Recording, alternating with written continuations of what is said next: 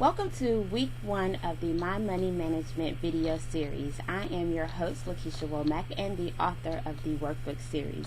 This week, we are going to go through week 1 of each of the workbooks and give you a brief explanation of how to use the workbooks. There are 3 versions of the workbook, and we are going to get started with the kids version. And as you can see on the cover of the workbook, it has 4 kids. The kids version is ideal for young people who are receiving an allowance or who have a small amount of money to manage. An adult should work with the kids each week for about 1 hour just to go through the budget sheets and to answer any questions that they may have about the weekly lesson.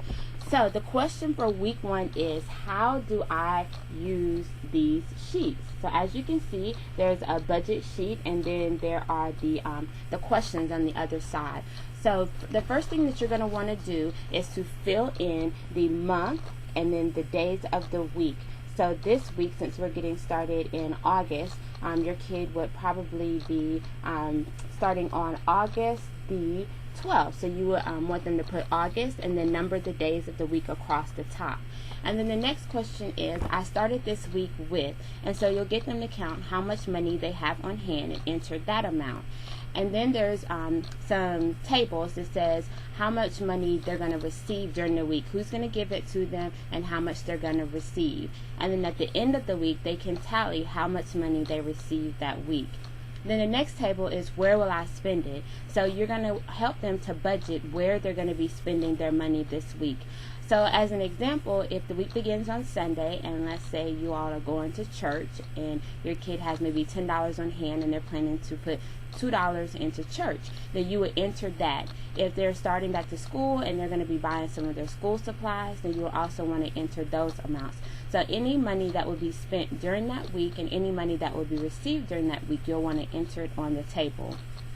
And then at the end of the page, it says, this week I spent. And so you'll total how much money was spent during the week.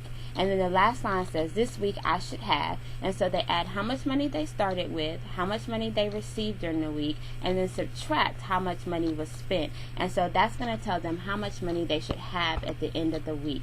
I recommend completing these workbooks using a pencil, because at the beginning of next week, you're going to want to go back and just briefly look at the previous week to be sure that all the numbers that were entered, which is the budget, their planned spending, was what they actually spent money on. And so if there's some discrepancies, then you'll want to get them to erase and enter the correct amount. Or if they had any additional money to come in, or if they spent any additional money, then you'll want to account for that. And that's going to get them to see how their budget works on a weekly basis. So next week we'll get more into how to follow up on the budget sheet, but that's how to use the kids workbook.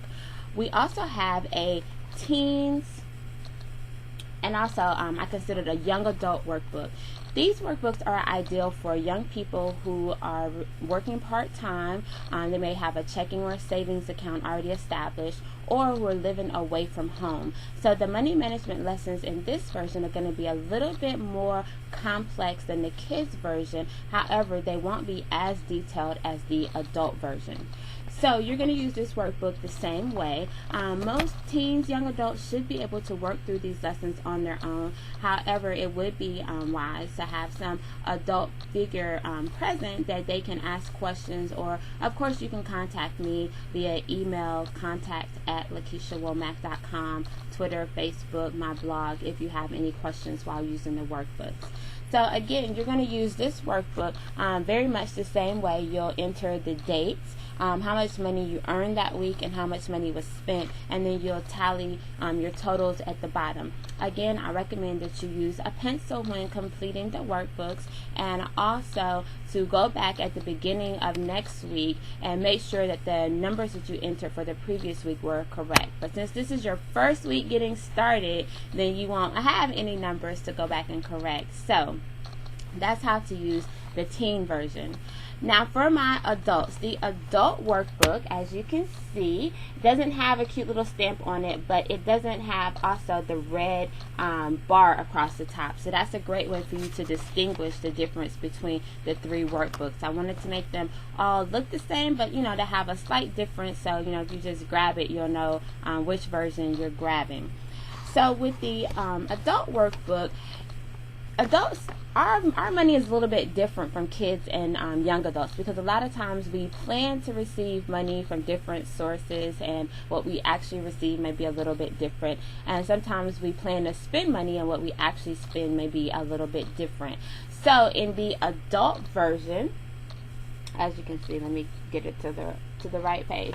As you can see, in the adult version, we have columns where you can enter your date expected and then the amount expected, and then to go back and enter your actual amount. I know that sometimes as adults we have to plan a little bit further in advance, so if you need to do that, I recommend that you go through the quarter and pre-populate the dates, and that way you can start entering expenses. Like, let's say your car payment is due 3 weeks from now. Go ahead and pre-populate the tops of each page, and then you can start to enter those expenses. If you have any money coming up, maybe say 6 weeks from now, you can go ahead and enter those amounts as well. So that's the bulk of how to use the workbooks for week 1. I don't want to get too far ahead of myself and start talking about some of the money principles that we're going to discuss over the next year, but I'm so excited about this, and I thank you very much for taking this journey. If it takes 21 days to create a habit, this is going to be a great year. If you don't already have your copy of the money management workbooks, you can visit my bookstore, WePay, WEPAY.com/stores, STORES/LaKesha, LAKESHA. That's WePay.com/stores/LaKesha. Go ahead and order your workbook so that you can get started. It shouldn't take more than a week or so for you to get it in the mail, so you won't be that far behind on the video series. Next week we're going to review week 2, which we're going to start talking about the basic money management principle. I will not spend more than I earn, and that was my motivation for creating these workbooks, is to help not only increase financial literacy, but also to help people to understand proper techniques for budgeting their money. And it's very simple. You shouldn't spend more than you earn, but it's also very hard to do, because with our economy the way that it is, and just life, everything coming at you, a lot of times we don't have the luxury to do that. So we have to come up with some methods that we can start to manage our money, create goals for our money, create strategies to save, and understand the role investing will play. And I think it's especially important that we start to teach these lessons to our children. So thank you again for tuning in to week 1. Make sure you get your workbooks, or if you don't, or if you already have it, make sure that you are using it. And again, if you have any questions, please contact me, leave a comment on the page, or contact me directly. Thanks again, and I will see you in the next segment.